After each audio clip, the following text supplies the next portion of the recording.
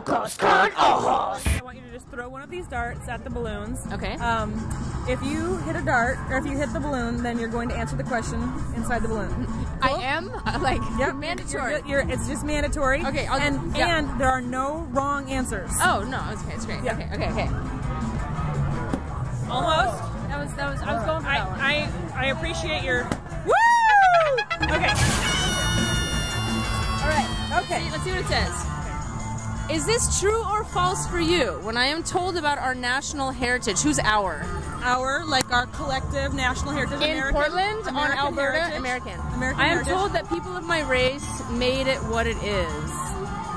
Do you feel like you're told that white people made American heritage what it is? I have a hard time with the word "our" because it's so specific to Portland. Are you talking about Portland or Alberta Street, or right now? I'm talking about you and me. So you and me. Yep, our national heritage. Okay. Yep. Do you feel like white people are told that they made America what it is? Or do you on the backs of all the oppressed? That's a loaded question. Jesus Christ. I'm like, on the backs of the oppressed? Well, yes. Yes. It's a thing. I don't know if you know this, but I'm quarter Chinese. My mom's half. I didn't know that. I know, and I don't look a link of it. I know. Asian persuasion. But it is such an important part of your heritage. Oh, it very much is. Yeah. And not looking Chinese and having people not identify that part of your heritage is an important part of and I don't hold people to that. It's just more like I see people for all of their like ways that they identify, you know? Right. Yeah. So right on, good for you. This is great. Is it okay if we ask her a question about racism? Absolutely. You find the question? It's right here. Oh. Do you want to ask? No. Okay. Can I explain to her what racism is? Totally. Okay. That's one form of racism. There's lots of forms of racism.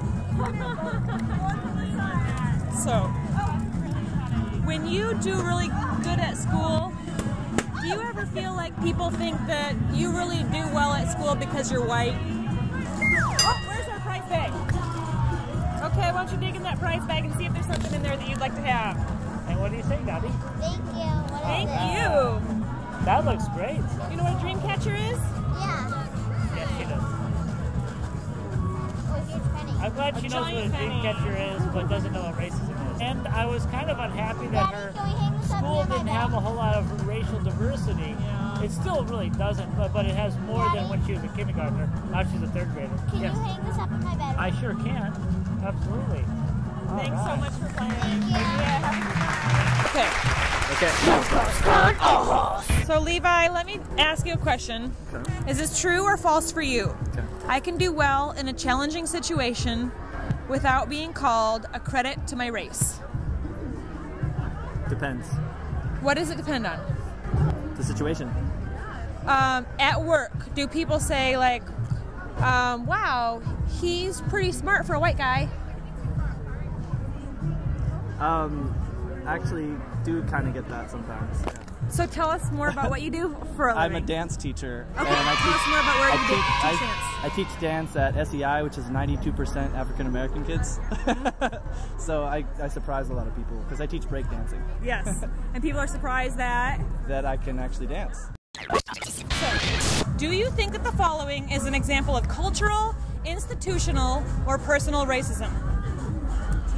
Tracking in schools is so pernicious that blacks, even when they score at the top of 8th grade achievement test distributions, are about 40% less likely than whites whose scores are merely average to be placed in upper-level math courses in high school.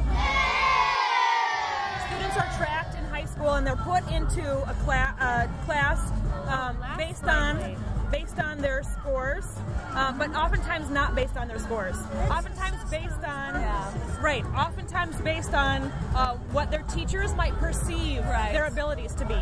So even though African Americans might score 40% higher than whites on this test, they might be tracked into a lower math class. So do you think that that's cultural, institutional, or personal racism based on this chart?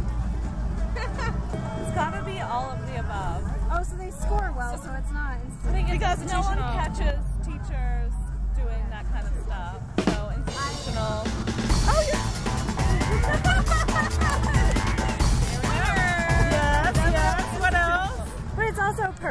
I mean, it's their own decision. And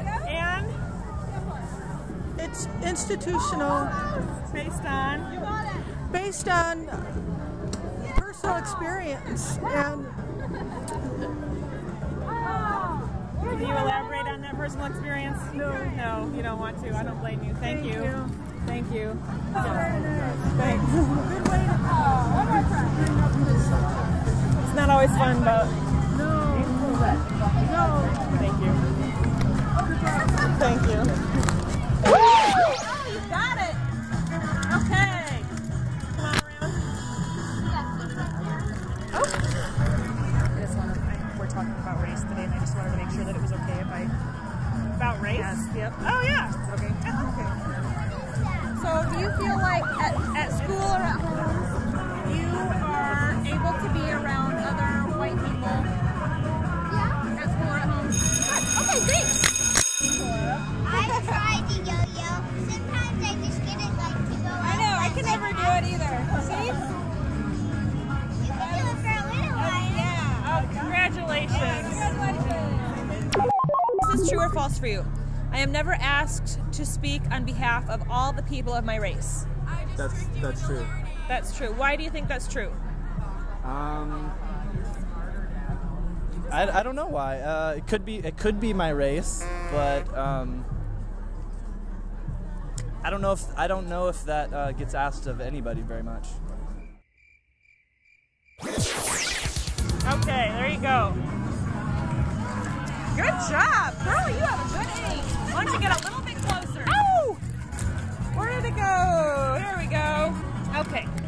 So, when you do really good at school, do you ever feel like it's because you're white and people think like, oh, you're a white kid, and so that's probably why you do good at school? Why do they think you do so good at school? Because I work hard. Because you work hard. That's right. Give me five. Oh, it's a lion, and it grows in its cage. When you put water on it, it grows. Thank you. Yep. So here's the question. Okay. What stage of white identity development do you think this quote best matches? I work with Hispanics every day at work. I'm impressed at just how Americanized they're becoming. In fact, I hardly think of them as being different at all. Okay? Okay. So there's the quote. I'm going to give you the quote. So I'm going to read the stages of white identity development. And when you feel like one of them matches your quote, you just stop me. Context. We think of ourselves as part of a racial norm, with no awareness of white privilege. We have internalized the stereotypes of people of color, although we may perceive ourselves as colorblind and free of prejudice. We think of racism as the behavior of individuals rather than an institutionalized system of advantages benefiting whites. 2. Disintegration. We have a growing awareness of racism and white privilege as a result of personal encounters in which racism is made visible. We experience discomfort due to guilt, shame, and anger over discovering our own prejudices and those of friends and family. 3. Reintegration. Our desire to relieve the tension of the disintegration stage can cause us to lapse into denial, silence, collusion, and to transform the guilt and anger into fear and anger toward people of color. We may experience frustration at being seen as a member of a racial group rather than an individual. 4. Pseudo-independent. I have no idea. I'm sorry. Can I just look at him totally. for a second? Yep. Okay. Probably pseudo-development. Okay. So we have an intellectual understanding of racism as a system of advantage, but aren't sure what to do about it. We may desire to escape our guilt by associating with people of color, but experience frustration when our efforts are rebuked. Yeah. Great. Thank you so much. Sure. Let me give you the bag of prizes. Is this true or false for you? I can arrange to protect my family most of the time from people who might mistreat them because of their race. Yeah. Most of the time, that's a pretty easy thing because we're in Portland. Locos con Ojos. Adios, motherfuckers, radio. You listen to the Hot Jam in 69.